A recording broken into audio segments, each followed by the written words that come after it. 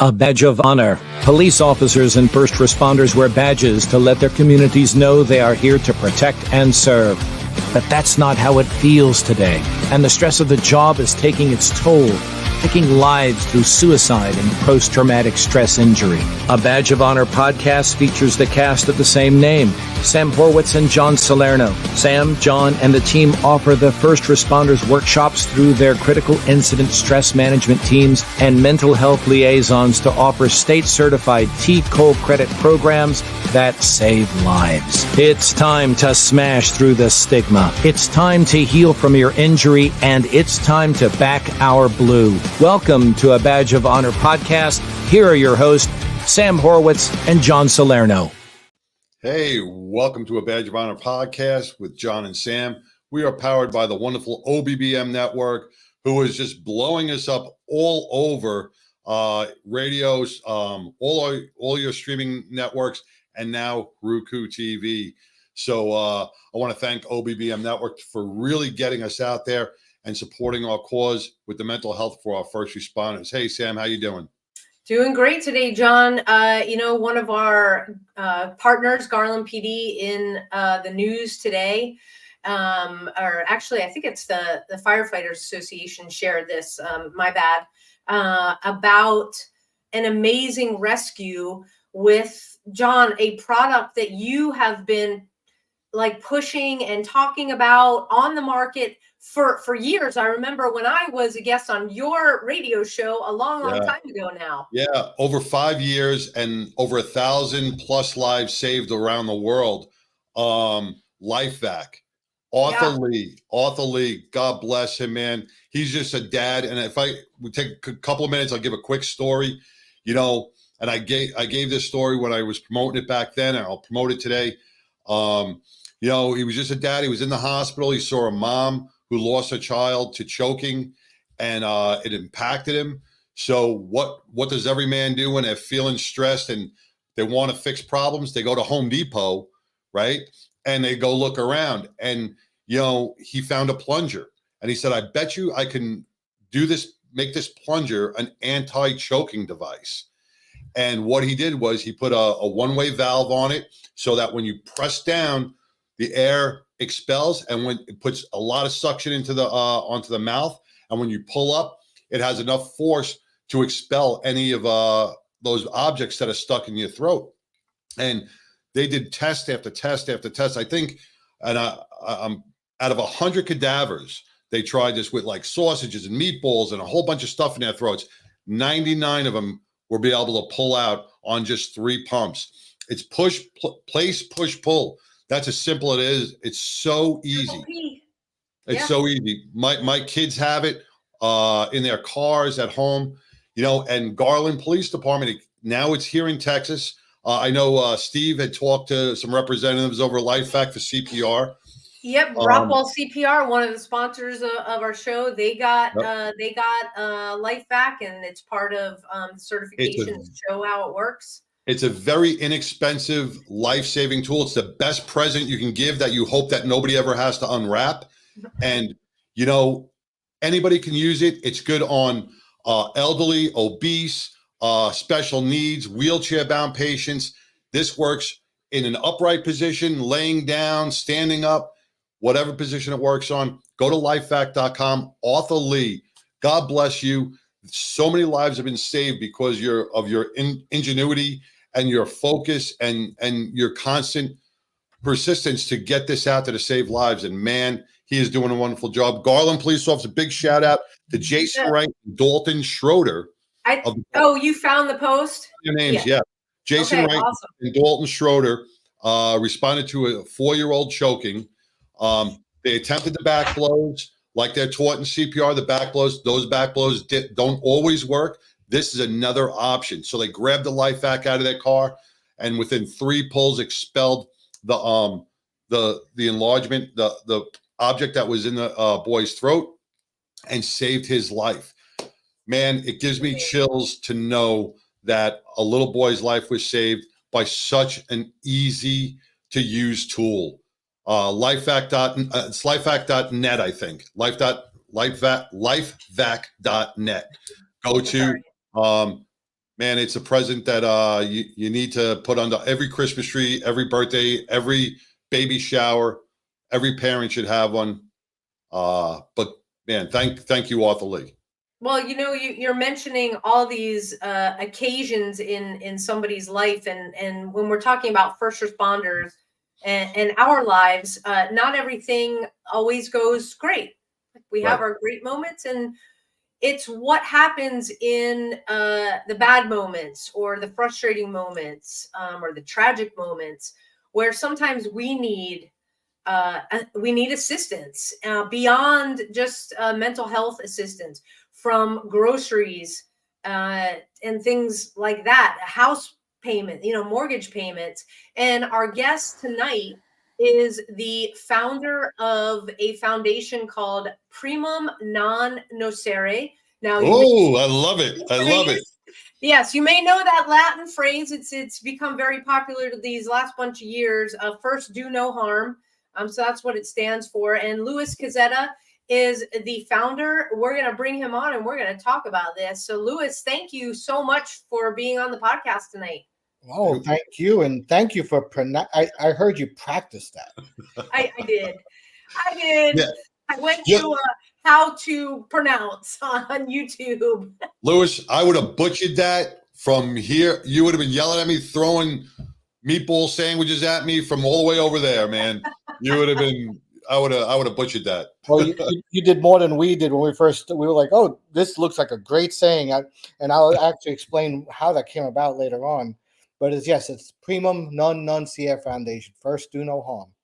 Yes, wow, and please tell everybody watching and listening a little bit about your background, and how you decided to start this foundation.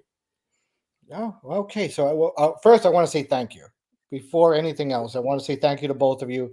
I know I sent you an email. We talked back and forth on Messenger and Facebook, and you gave me an opportunity to bring this to the forefront.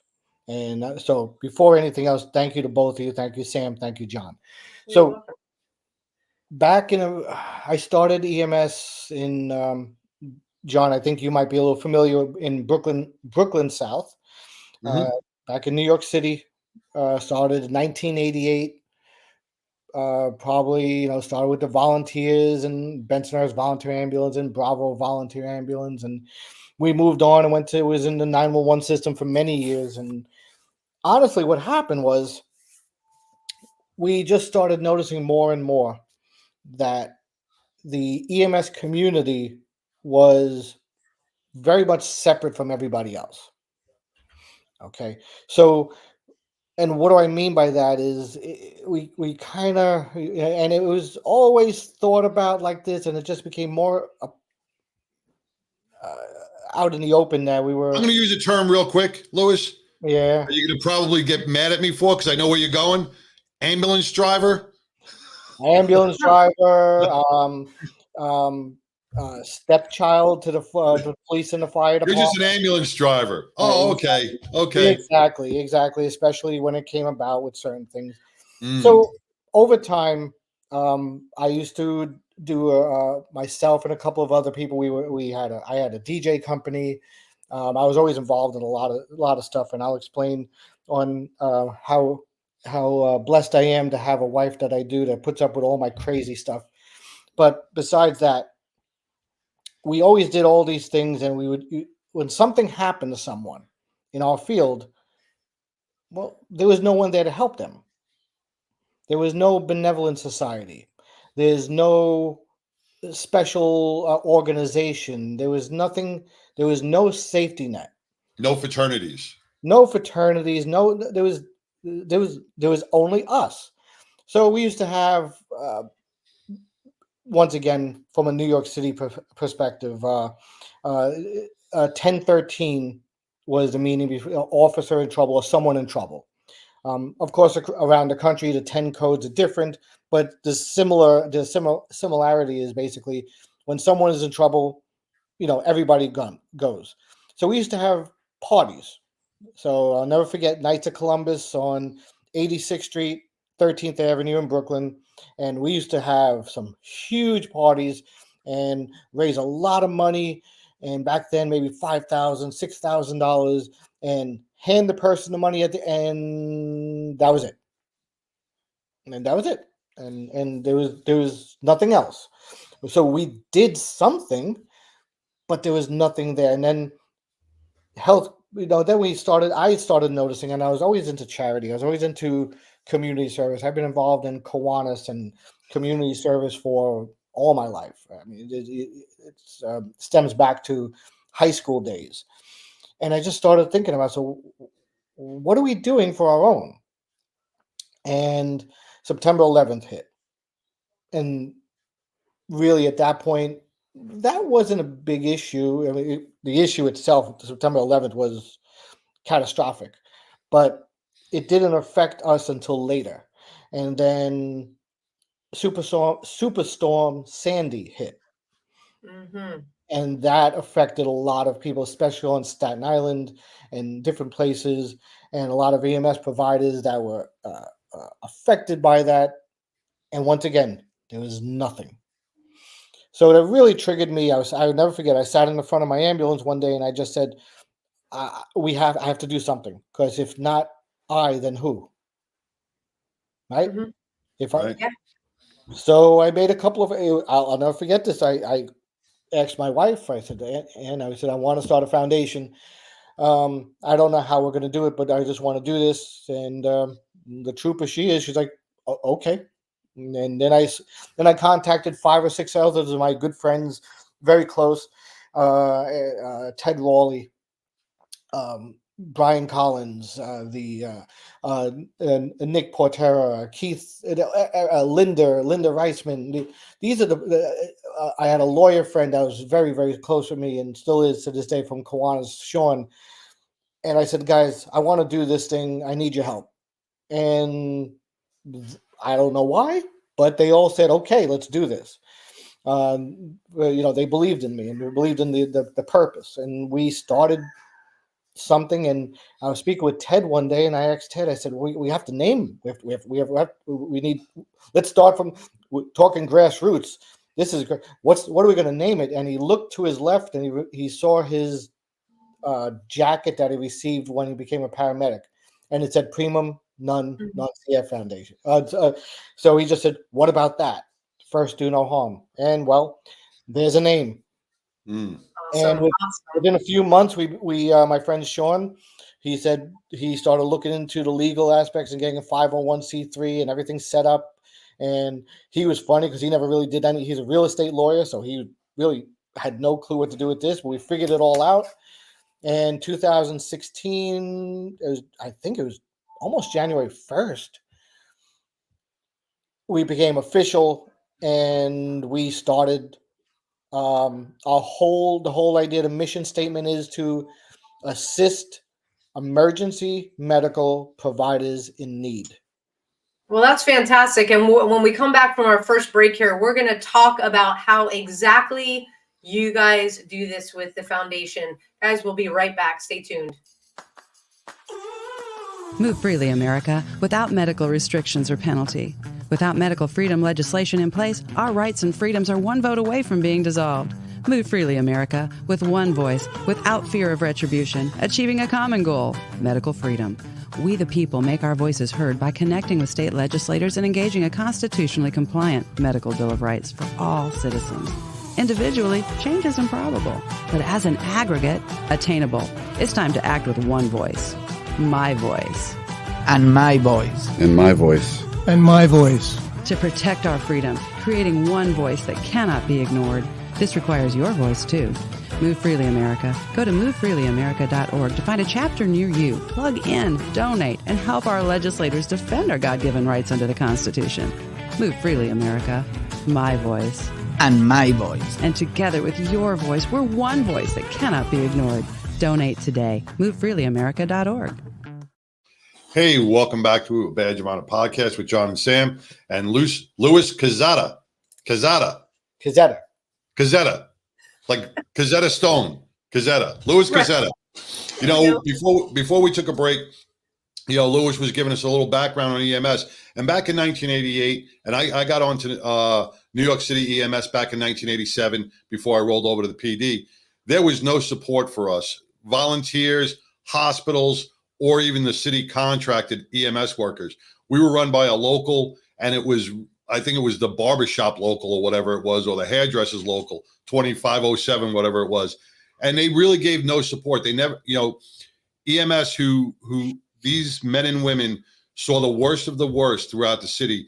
They went into the projects by themselves. They treated the gunshot victims, the cardiac arrest victims, the motor vehicle accidents, the fire, the burn victims. They treated these people day in and day out with no mental health support. They got hurt on a car. They got hurt on a job. They were hit by cars. They fell downstairs. They were attacked by perpetrators. But they were never taken care of. There was never a foundation or an organization or a fraternity to really step up and say, hey, here's some money to get through. And then Louis turned around and said, we have to put an end to this. And Louis, thank you so much for coming up with this organization, which I'm not even going to try to pronounce. I got your partner, Primum Non Nocere. This is something our EMS needs more than ever. And thank you. I appreciate that. And it's so true. Really, even today, okay, we're almost 10 years, believe it or not, in 2026, it'll be 10 years that we started this. But from 1988 through, there's still nothing. I ask anybody, Google it. Go look for an EMS foundation. They're all local, and let me tell you something. This is not a general statement. There are some fabulous EMS agencies across the country that take care of their own. Okay, and I'll be very proud to say that we actually activated a very large EMS agency to activate their own because we were helping some of theirs. And since it's the largest in the country, they really felt that it should be something. And that I'm proud of that because they're doing something. That's good. And do you mean like in terms of like peer support or all around support? Because you guys do. Okay, you guys have the peer support. Yeah, let's talk about that, of what exactly you guys do, whether it's an injury or somebody reaches out, is like, hey, I've just had a lot of years of some bad calls and I need some help. Oh, I'm interested. I'd really like to talk to you more about that later on. But here's where we started. So what we initially did, and literally, I brought up some information. I started keeping statistics on everything. In 2016, we assisted 5 people. 5 people, and what we all got together. We all spoke about this, and the idea. It's solely for emergency medical providers. It doesn't matter if they're a volunteer. It doesn't matter where they are. But it has to be EMS provider. And because there was nothing else for specific. So what we tried it, and we also said, well, we're not going to give to GoFundMe accounts. We're not going to give. We're not giving cash out. We're not doing, things like that. We wanted to really keep it very close to us. And so we not only know exactly where the money's going, but the idea is how do we help the individuals that are sick or ill or injured or whatever else is going on in their lives, get something off their shoulders that they could we're assisting them to get better, to get back to work, to get to the next step. So what we really did was we're grassroots. I started with $250 out of my pocket, put it into a bank account, created a bank account. My friend Sean, he actually didn't even charge us for the legal fees and stuff. So, and when we started this whole thing, we started shopping. Oh, okay. At the grocery store. Yeah. And we physically, myself and my friend Keith and a couple of other people, there was somebody that gave us information on someone saying this person really needs help. And so we call them. I would speak with them, and I do to this day. I speak to each individual and vet them in a way, make sure they're okay. We don't ask many questions. I want to make sure you're an EMT and a paramedic or something. Even if you're retired, we'll actually help you a little bit too with that. But the main thing is, are you an EMS professional, and what do you need? And we try to work with groceries, food, utilities, necessities. Yeah. Necessities. What is going to help you move forward? What is going to help you and your family get through this thing? Mm-hmm. We're a small foundation. When we don't have Scylla money, we don't have that type of where we could say, let's pay your mortgage. Or one day I hope we will.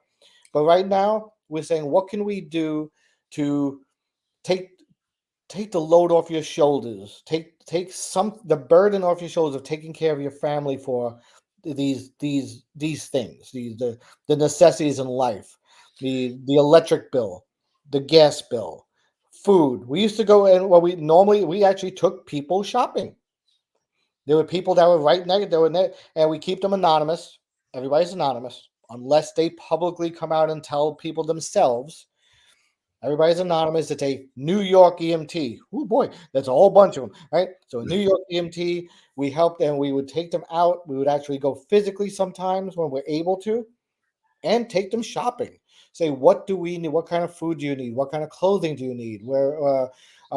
School supplies for the children, clothing for their children, food for their fur babies, right? The animals. Yeah. Mm-hmm. Yep. Yeah. Because that is part of the family. And once again, even if people say, well, it's them, it's in their heads. They're concerned. So if I take that concern away from them, if we take that concern away from them, that they don't have to worry about feeding their cat or their dog or their dogs. I had one person that had like 4 dogs. I was like, oh boy, that's a lot. But the idea is they were so worried about that. Once we took that burden off of them, plus some other stuff, they relaxed, and now they could heal. Exactly. And that's what I was going to say. It's all about that, because take away that stress and the person can take a breath, concentrate on their healing, and come back even stronger than before. Folks, if you're just joining us, we're talking to Louis Cazzetta. He is the founder of Primum Non Nocere Foundation. We got to take a quick break. We will be right back. Stay tuned. Interested in starting a podcast or TV show? Worried about what you'll say and how to keep it engaging? Think you'd like to be a guest on podcast, radio, or TV shows? Hi, I'm Susan Hamilton, owner and founder of OBBM Network, and I would like to invite you to an OBBM media training to get the tools you need for a relaxed and polished performance you'll be proud to share. Our specialized training techniques include role play, voice training, and everything you need to deliver a confident, clear, and engaging interaction. Go to offbeatbusiness.com. Go to the calendar and register for a training that's convenient for you. Dates available now, 214-714-0495. Hey, welcome back to a Badge of Honor podcast with John and Sam and Louis Cazzetta with the foundation. Close enough. Before we took our break, we were talking about your foundation and what you do for our paramedics and our EMTs. I just want to clarify a lot of things, and I want to put a lot of assumptions from some of our listening audience to bed. Everybody thinks civil servants, paramedics, firefighters, police officers, if they get hurt, they get money, they get help from the departments. When someone gets killed in the line of duty, it takes months, sometimes a year, for that family to receive a settlement claim or a compensation claim for their injuries. So they go months and months and months without the money, with 50% of their paycheck, trying to live their life. And where Louis and his team come in is they help you over that hump. They get you to the point where you can now heal and not worry. And that's the main aspect in this, because so many people, if you're battling an injury and you're worried about losing your house, or the lights going out, or the dog's not eating, or kids not having the school supplies, that's worrisome on your body. It delays the healing process. So what Louis' team does is takes that stress away and lets you focus on the healing plan. So Louis, continue, man. This is an amazing organization. And it's exactly what you said, because And I'm gonna say, like I said at the beginning, the emergency medical services is still the third or fourth in line of everybody, maybe even less. Why Okay, do you think that is? don't Because you guys were on the forefront during that time. I don't want to say the name, but 4 years ago when the thing came over and everybody was we had a higher death toll, because I don't want to get us pulled down off of social. EMS, the EMTs were the first ones to show up at the scene on some of them, and we were hearing stories. Just so why do you think you guys were put on the back burners when you were the leaders during the last thing that started 4 years ago, well. especially in New Oh York? yeah. Well, that was one thing, and that was a tremendous physical and mental trauma. It was a total Yeah. assault on physical and mental of each and every individual that was involved with that. And of course, the New York City was a totally separate entity, because it should be a separate entity in itself, just because it's New York City, just the volume and sheer a mass of people and stuff.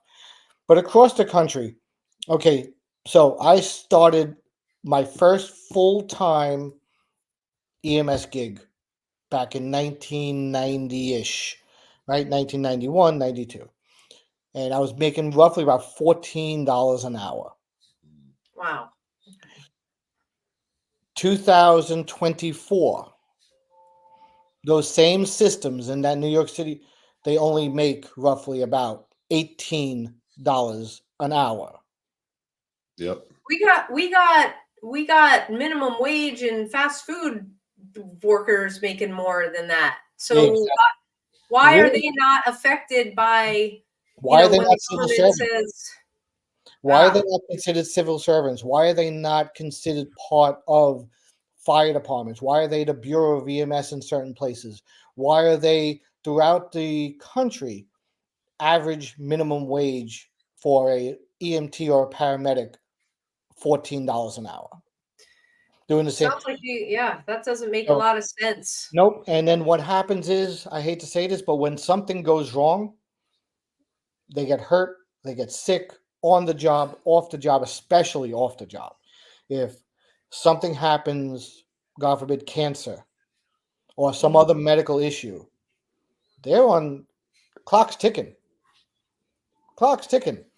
And within a little bit of time, that job that they had that was so great and wonderful, and they worked 60 hours a week towards, because they had to, because they needed to make up the time, or because they weren't making the money, so they had to do the overtime, and the supervisors are begging them, because you got to run the trucks, and the trucks got to run, and the city needs the towns and the cities and need the EMS, because remember, we need that, right? Absolutely, yeah. When the police need medical, who do they call? They call EMS. When the fire department needs medical, who do they call? And it just keeps on going like that. But once you get to a certain point and that clock ticks down and you're injured for a long time or something, I'm sorry, but you're off the roster. Poof, gone. Done. So that means off the roster means your Insurance, position life, has been terminated. everything's terminated. Your insurance is terminated. You're done. And then everybody's scrambling with workers' comp, and the world of workers' comp and disability. I pray that no one has to ever go through that, which I know is not going to happen. But the stories that I've heard, and I've spoken with people, and we've talked hours on the phone with, the paperwork and the red tape and who they need to speak to, and the doctors and the multiple doctors and well, they said maybe next month, maybe next month we'll see you. Like John was saying, that's 30 days. That's 30 days without a paycheck. Bills don't wait. Bills don't wait. The gas company, exactly. Nothing is waiting for them. And that's and this is from agencies all across the country. At this moment, we have assisted over 107 emergency medical providers and their families God bless. in Yeah, over God bless you. 13 different states. And we've actually given them, and we've worked with them for and through the donations we received, have been able to supply over $61,000 in the last since 2016. That's fantastic. You know, when we come back from our next break, I want to kind of walk people through the process of, hey, I'm an EMS professional. I got injured. Somebody told me about you guys, and we'll go from there. We'll be right back, everybody. Stay tuned. Look, when you need to respond to an aggressive situation to protect yourself, your family, or your property, understanding your firearm and legal position are critical. Officers know your skills are only as good as your commitment to training. So know what you're doing. So when you're in a vulnerable situation, we can count on your response. Whether you're a beginner or a licensed gun carrier, Carry in Texas offers basic firearms training, Texas permitless carry courses, license to carry, and basic 2A courses so you can understand the responsibilities, situational awareness, and learn the technical skill required when you carry your firearm. Go to carryintexas.com to find the right course for you. Join me, former United States Secret Service agent Samantha Horwitz, on the range for beginner basics, LTC prep, and range practice. Go to carryintexas.com today. That's carryintexas.com. Hey, welcome back to a Badge of Honor podcast with John and Sam and Louis Cazzetta. There you go. With New York's with the EMS Bureau since 1987, who has really put together an organization that helps our membership. You know, when you ask Sam, before, when you asked why EMS is always put on the low end of the totem pole, and there is no rhyme or reason for it, but I think. Oh, I think we lost John there, partner. We lost you mid sentence. Okay, you're back. Yeah, we got you. So, Your screen's frozen. Oh, it's still frozen? Yeah, but that's okay. We can still hear you. You can still hear me. Yeah, as long as I didn't freeze in a weird. No, weird it actually froze in a good spot. So thank you. Awesome. All right. Thank you, internet. So, you know, the totem pole on that is New York City. You know, back in the day, it used to be scoop and run. You know, so back in the late 50s, 60s, 70s, ambulance drivers, that's what they would call them, ambulance drivers. And they would have either a nurse. Oh, we lost John again. Yeah. So Louis, if you wanna pick up, because you and John speak the same language, being from New York, starting your careers the same way in New York, the scoop and run. Yep. And the good news is I'm out of New York now. I'm in North Carolina now. So it's interesting. The scoop and run, the whole idea was, when it first started, basically, the idea was just getting someone out there to somebody and getting them to the hospital. Ah, okay. So that's the scoop and it used to. I mean, they started with the most basic of ambulance personnel, and then it evolved over the years. And actually, compared to the fire department and police department, organized EMS is a baby. Basically, 1970. Okay. It really started to become organized and become a certification. Got it. Okay. And here's where it really gets really wacky. So once again, going back to what you said, now I've been an instructor now for over 25 years myself.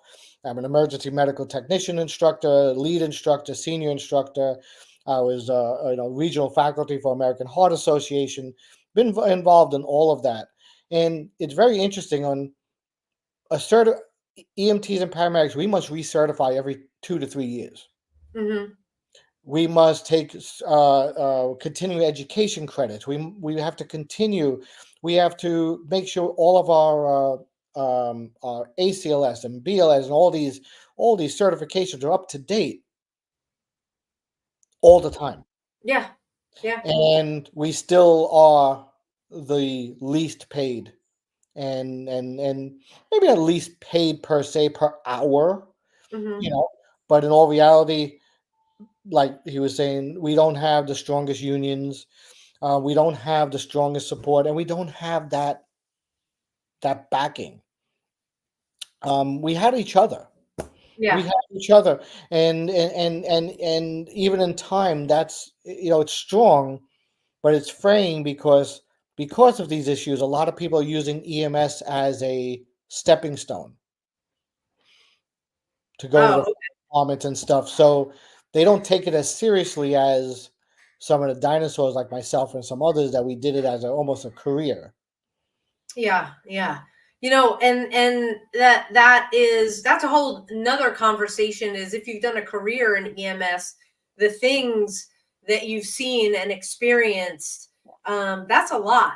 And if somebody is injured on the job, and let's say I was like, hey, I know this great organization, go to the website pnnf.net, and what do you do once they get in touch with you? Let's walk through that so folks can understand. Yep, this thank you. So we are working on the idea of we have an application. I call it's cute. It's about 2 pages. Basically, a lot of didactic information, real like what's your name, address, phone number, Mm. reasons, and stuff. I have to beef that up a little bit, but for the most part, they send us an email. Okay. Send us an email. 90, probably almost 95% of everybody we've helped has been word of mouth or recommendation from someone else. I like to call them our stars of life.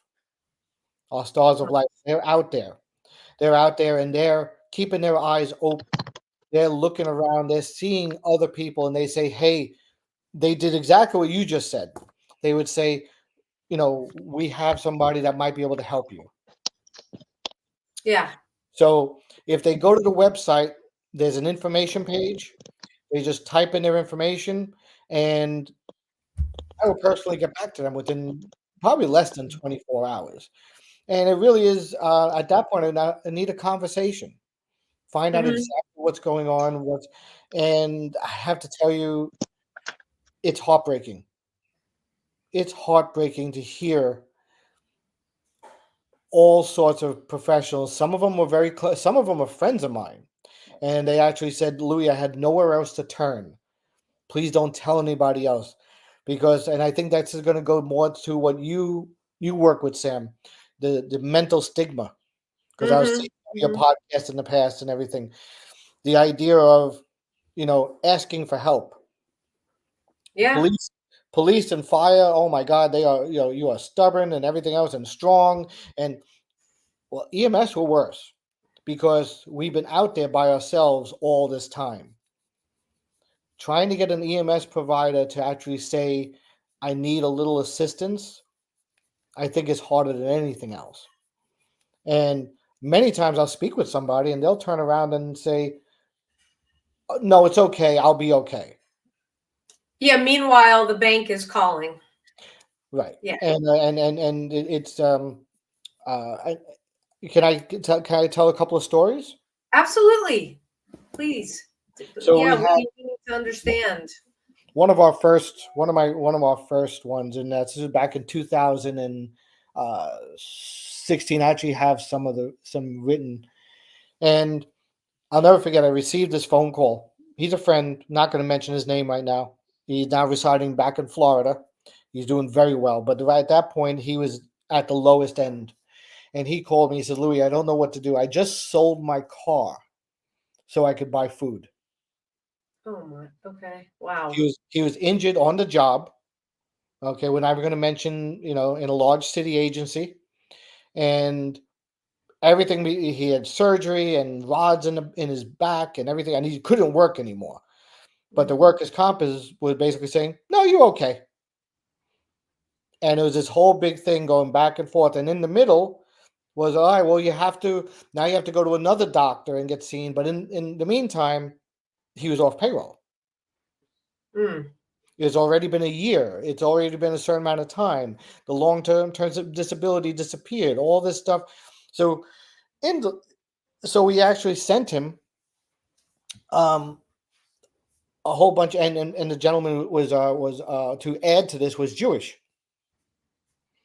Okay. so he only could eat kosher food. Ah, So I Special- had to find a certain place that actually would work with me, and I made some phone calls, and I knew some people. We made a phone call, and we got him delivered over $400 worth of food for him and his kosher food for him and his family, and him on the phone and the tears of joy, because once again, it was his whole purpose was, I need to feed my family. I don't care about me. So Yeah. once we were able to do that, he was able to start working on himself. So just so we have we're clear here, is that he was injured on the job. So workman's comp kicks in, he ends up having surgery. But in the EMS world, you can still be put off the, what did you call it? Off the, Well, not to get into the logistics and the legality and everything. He was he was making a little bit of money, but nowhere near. to be able to, yeah, if he's selling his car to feed his family, I mean, that tells you everything you need to know. So you guys came in, you filled the gap incredibly. We're going to continue with this story when we come back from our next break. Stay tuned, everybody. I'm leaving people hanging a little bit with suspense. We'll be right back. To the Health Engineer Show. I'm Clint Buckley, the Health Engineer, right here on the Offbeat 50. Hi, I'm Larry Cortampa. Hi, my name is Susan Hamilton, and you're watching Offbeat. Hi, this is Doreen Milano. Welcome to Big Ideas Small Business, where we will talk to Terry Arjala.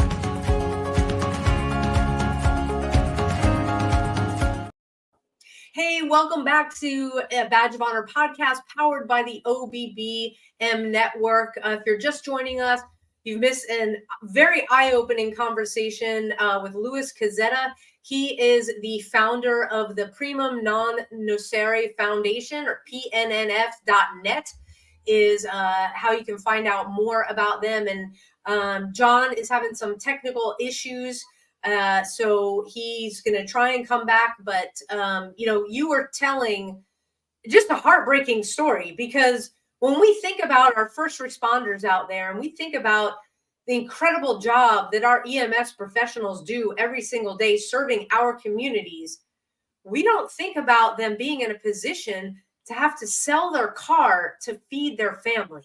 And that's where you guys come in, and you were able to raise the money, go out. We had a special diet, kept kosher, put food on the table, put food in the fridge, allow them to have food in the freezer as well. And God bless you for that. And we have a friend, Randy Sutton, that runs the Wounded Blue, and he has told similar stories about the police officers being injured catastrophically. And it's like, what do you mean the department and the money's not there, and the same kind of thing, and having to, take care of mortgages and help them out so that they can have the relief in order to heal. Tell us, Louis, what happened ultimately with him?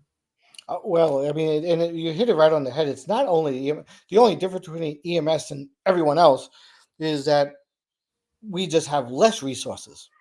But still, when you get to that point, and people don't realize that even though you could work in a great agency or whatever it is, there's a certain point where everybody just goes, eh. And I don't think people are ready to hear that unless you actually know somebody. Everybody just thinks that, well, they're taken care of. There are many parts where they're not. Yes, the person did end up with disability. Yes, the person did end up doing very well, but it was months. Yeah, and disability doesn't pay. I mean, you need to go into another career. And what do what happened with him ultimately? He finally moved out. He went to Florida, him and his family. He's doing okay. But you know, I mean, he could no longer, he could never work that job or that type of job again. They're doing much better now, and he was able to gain the idea of disability and having some monthly income come from the job, because he did get hurt on the job. Right. See, that's another thing too. He didn't go skiing. Right. He didn't shatter his vertebrae by Right. doing. He was serving this He was community. Yeah. exactly. And I have one other newer one. This is really important, because this is what really this recently we helped a young lady. Okay, she was injured. She injured her shoulder.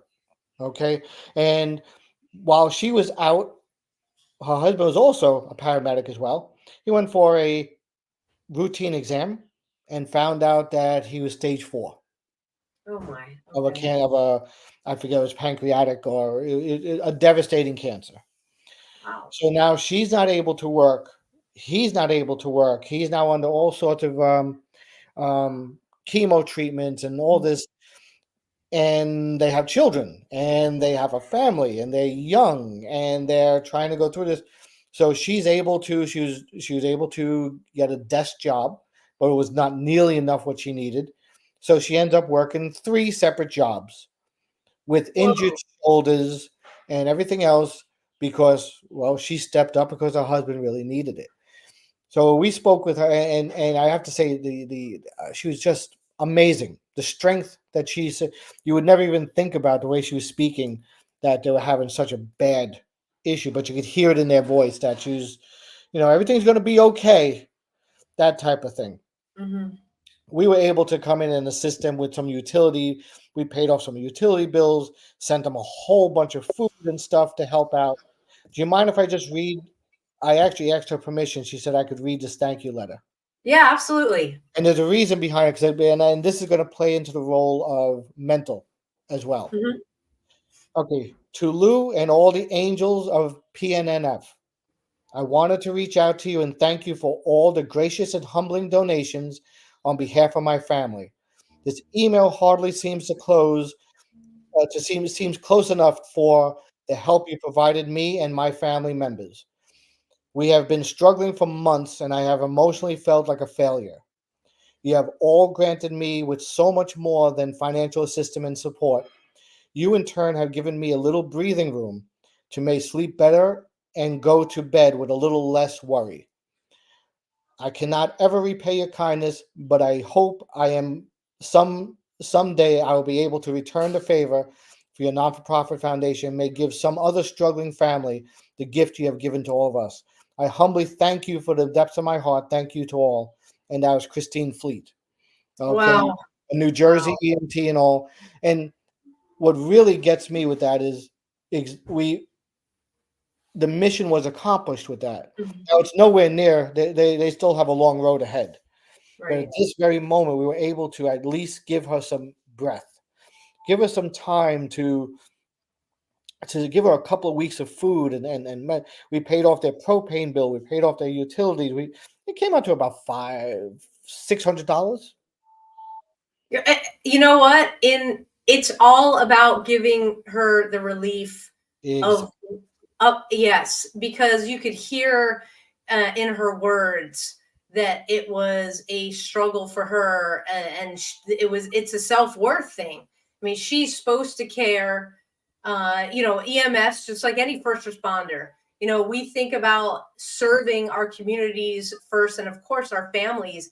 And when you're impacted and you need help in not necessarily an injury, but need help, I'll say in a non-strictly monetary way, with the how do I get by as a mom trying to feed my kids and provide for my husband, who also needs this support because he's not well. I just can't thank you enough. And you guys are angels, all of the angels at Primum Non Nocere Foundation. Guys, the website has been up the entire show next to Louis's name, PNNF.net. If you are an EMS professional Okay, you need to keep this website and Louis's name somewhere handy. Write it down, put it on a post-it note, put it in a journal, save this episode, because he realized a long time ago that something needed to be done. And he took it upon himself. He brought together an amazing group of individuals, and you can see their pictures on your website. And so thank you to you. Thank you to them. It's something that, you know, when you see somebody suffering like you guys have, and you're able to just alleviate just a little bit so they can just breathe, have that room. It sometimes goes further than you'll ever know. And certainly we wish everybody who you guys have helped nothing but the best, their families on their road to healing and making it back, because you know you enter the job because from here it's your heart, right? And if you can't get back to it, that's a big hole, and you guys help to fill that hole just a little bit. And we thank you for coming on. John is texting me. Thank you so much for coming on. He's he had the technical issues. His internet went out. But it's great that you and he could share those stories from New York. And anything, again, guys, if you're listening, you're an EMS professional, PNNF.net. Keep it handy. Louis, again, thank you so much for coming on and sharing the stories, sharing what you do and how you do it. It's a roadmap to success and a roadmap to health. And we certainly will be in touch. Thank you so much. I appreciate it. And thank you for everything you've done. John, wherever you are, I'd like to see you next time again. Maybe another time. For sure. You guys can definitely connect. All right. Well, take care, Louis. Bye-bye now. Be in touch. Wow, this was fantastic. Again, we lost John with the internet woes that he's having over in his neck of the woods. Hey, you know, this was a fantastic episode, and all of the amazing work that they're doing over at Primum Non Nocere Foundation, PNNF.net. You know, it is vitally important that we have folks like Louis and those that have come before that are still doing the job, and maybe some of them are retired, to realize, hey, I can still make a difference for those that are still on the job that may get hurt, whether it's offering peer support, a shoulder to cry on, a hug, or what PNNF does with their amazing work. Please, you know, choose to be a mentor out there. And, you know, we've got a couple of things going on in what we do at A Badge of Honor, which includes serving our EMS professionals. We've got an upcoming family workshop. So this is for all first responders and their family members. We're doing it on a Saturday so that the family members can come rather than trying to wrestle with the 9 to 5s. Any child 13 years and up, you can go to our website and register for that workshop, which is coming up this coming Saturday. Actually, we got to thank a huge shout out to the city of Rowlett and the Rowlett Fire Department for allowing us to use their facilities for our family workshop. So go ahead and check that out on abadgeofhonor.org. And, you know, I got to spend the weekend with a very special person named Gary O'Neill, and it's O'Neal. He is a special forces, long retired now, has served in Vietnam, served our country for 43 years in total. And he's seen some stuff, and he explained how he dealt with it, and he really took it upon himself to gain the knowledge and understand how your emotions get connected to the trauma that you see and break it down. So if you're looking to understand how to do that, register for the family workshop. Bring your spouse and your kids so that they can understand what goes on as well. After that, we have got a fundraiser coming up in April, Friday, April 5th. You've heard John say laughter saves lives. It certainly does. We've got a very awesome lineup of professional comedians coming to Texas, the Harbor in Rockwall. It's only $25. You get to spend an evening with these folks. Laughter does save lives. Give yourselves a break. Come on out. You can find out more about that by going to our website. You can purchase tickets there as well. And every week, you guys see Carry the Load right here. We are so blessed to be nonprofit partners with Carry the Load. They're at carrytheload.org. If you don't know about them, we and them and this entire team of nonprofit partners, we are bringing back the true meaning of Memorial Day. You will see our fundraisers specifically for Carry the Load coming up here soon. So be on the lookout. They're on our homepage as well. Thank you to all of our first responders out there who are serving our communities without asking for a thank you. We do it from our hearts. That is who we are deep down. And you've heard John say we're cut from a different cloth. We truly are, because not everybody can do this job. So thank you so much. We are praying for you every single day, for our veterans. Thank you for fighting the fight like you, Gary O'Neill, out there to allow us to do a show like this every week. And to all the active duty personnel across the globe, thank you for keeping our shores safe here at home.